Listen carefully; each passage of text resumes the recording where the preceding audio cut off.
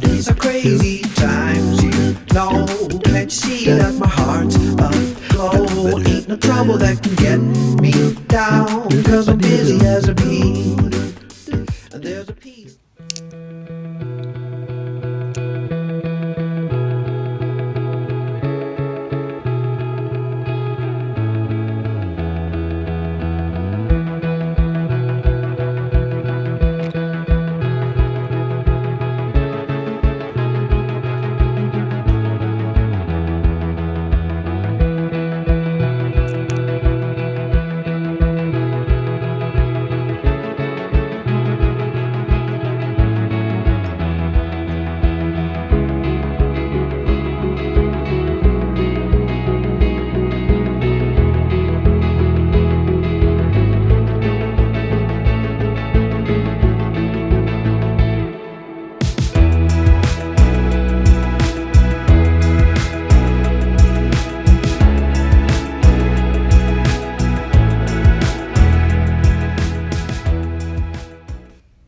Ideally, the moisture content of honey should be less than 17.8%.